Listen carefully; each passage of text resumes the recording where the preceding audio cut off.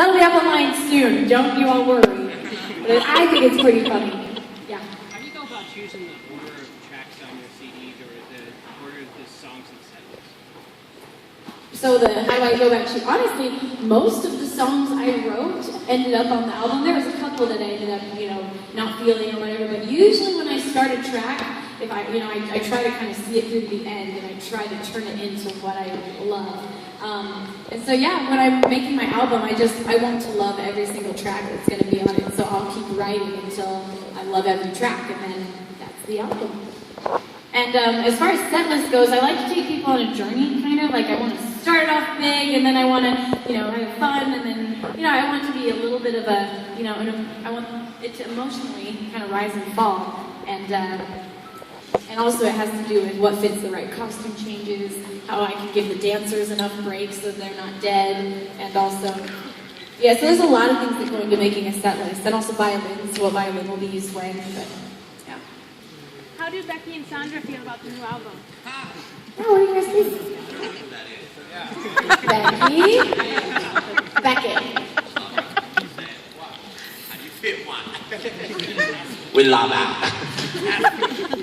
You guys I cannot believe that's a thing. I cannot believe we have not done a Becky and Sandra video. We need to this tour. Use that to maybe 1 week. Okay. I gotta catch him. Yeah, come on up. Do you have any plans to finish the Final Fantasy video that you started eons back? Actually, I need to tweet about this. I keep thinking that. I actually got contacted months ago by the company that does Final Fantasy, and they had seen pictures of it, and they said it was like a lawyer letter. They said I couldn't post it. So it won't come out. I'm sorry. You're so beautiful, too. Yes.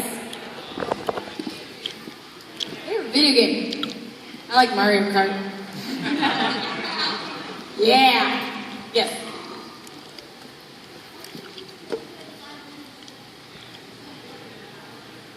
So when I was a little kid, my parents used to take me to, me and my sisters, they loved orchestra, concerts, and music. And so not only would they play it in our home on like this old record player all the time, all kinds of orchestral arrangements, but they took us to concerts.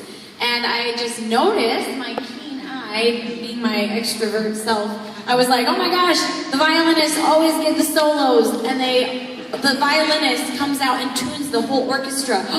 I was like, I have to be that. That's how I want to be a rock star. In my mind, that's what a rock star was. So that's why I begged for violin lessons. Yes? What were you before you became this? I've always loved making videos, like ever since I was in like early high school. I got my hands on some editing software, and I would make music videos with my friends. I'd always play the violin, rocked out in bands and stuff. So I've always done all the things that I do were like my hobbies back in the day, but I was planning on being a therapist. I was going to be a recreational therapist for troubled teenage girls, and I did it for about a year. I worked as a counselor, and I'm very passionate about that. It's another one of my passions, and I love doing speaking for teenage groups or motivational speaking for anything. What is your favorite classical piece? Favorite classical piece? The one that I loved playing the most, and like when I was a kid, I looked forward to the day that I could play this piece, was the Bach Double. And it's not the most difficult piece, but it's one that was so fun to play. Yeah. It's really a question for Drew. You joined her tour a day or two before she started the first tour? First show. First show. Yeah. Tour was like 2 months later. First show, yeah. It seems kind of insane to me, probably because I'm not a musician, but how did you manage to learn all the songs in that amount of time before the show started? Did you sleep a lot? Yeah, I laugh about this. Do you know the Phantom of the Opera medley? That song she does is the hardest thing I've ever learned. It's 4 key changes, 4 tempo changes, and we had a day to learn 17 songs, and then fly to New York the next day, and then play on a Monday. And I called Drew, and I'm like, I can't do this. I don't want to do this. This is too hard for me. But luckily, and he's like, just do it. I'm like, okay. And then literally, here we are, 2.5 years later. It's crazy, but it was all a lot of staying up and. I type out my charts on my computer and just follow them down. Yeah. sheets, papers, notes. Yeah, Gavi had taped all over his keyboards, like all these like chord progressions, and I was just like, whatever it takes. They're not there anymore. Not there anymore. But that first show, I remember being like, what do these even mean? Like looking at his keyboard. I like hot dogs and hamburgers. It's true. Yes.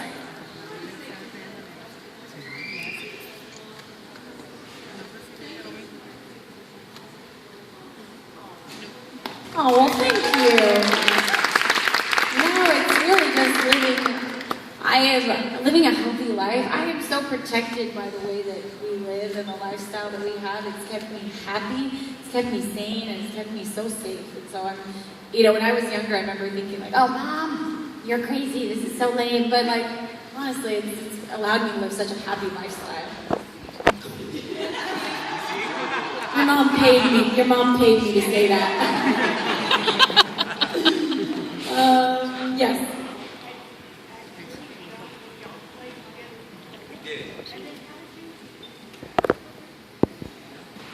We did. Stars Align was the biggest production and the biggest prep. Like I had to learn a lot of dancing for it. I designed like the set and like just like found all these pictures of what I wanted the sky to look like. So that was definitely the longest and like kind of really exciting video to make because I had so many things that I'd never done before, and I love trying new things. I love stretching the envelope a little bit, and that was one for me that was almost like a video candy world. I was like, oh my gosh, what can I do here? So that was a really fun one to work on. And that was my first time having like a real dance instruction was for Stars Align. Yes. When you come down and actually realize and think about it, what is it like having such a big support system and so many people who love you and want to It's kind of overwhelming when I have those moments of like realization because it's not